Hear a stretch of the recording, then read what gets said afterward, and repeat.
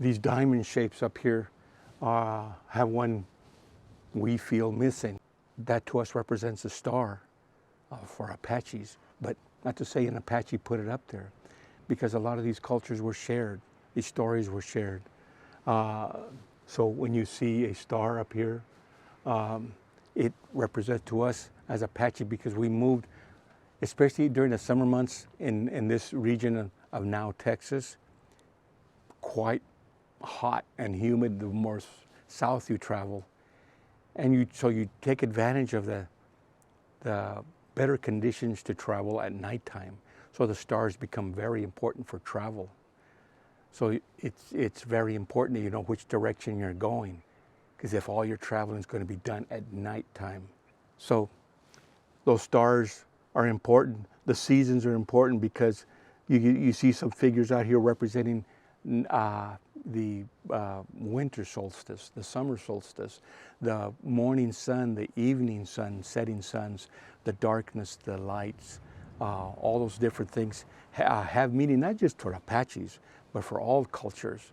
And so we traveled around with our families in small groups, big groups, and even though we may have met here for a ceremony or two over the years, this represented, even though it was a ceremonial ground from time to time, this wasn't the only place. There were other places. So some of these objects that are found out here point to places far from here.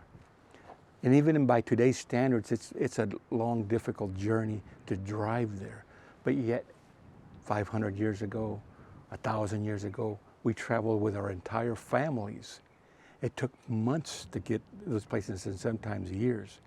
And there's a stone right out here, below here, that's been exposed here some years back. But a lot of people have ideas of why that stone exists here. Shamans will stand there and talk and pray, etc., and they may have happened as well. But for us, it represents a pointing in the direction where more glyphs like these are found near Monterrey, Mexico.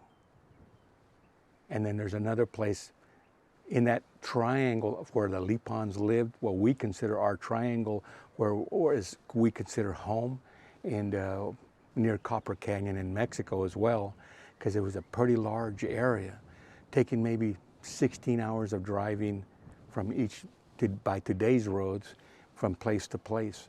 So we can just imagine how long it would have taken to take our whole family and head off in that direction. Most of us can't drive that far without getting lost, even with GPS now, yet they did it just by using stars, sun and the rising sun, the setting sun, and that direction was very important. I've used a lot of those techniques, I guess you could call them, or skills, because today, and even in the old days, I'm sure, we tend to second guess ourselves as to going somewhere and then returning back to it, same place years later without a map, and thinking, I don't remember this rock, I don't remember that tree, I didn't cross this creek, and we second guess our instincts.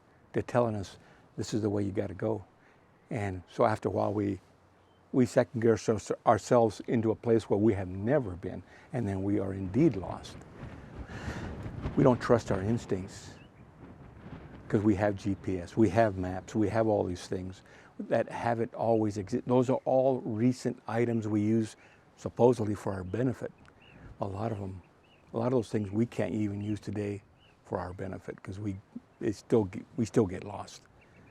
But yeah, here's people that are telling us the stories of how they managed to get here, and not only here, but bring some knowledge from somewhere else and put it on these walls for us to learn from. And how did so many cultures get together in the same place over spreads of probably many years? And how did they get along so well without destroying all of it that's here, be it water, be it the environment that's here, and here it stands even today. And being grateful always for the owners that own it today and that have preserved it.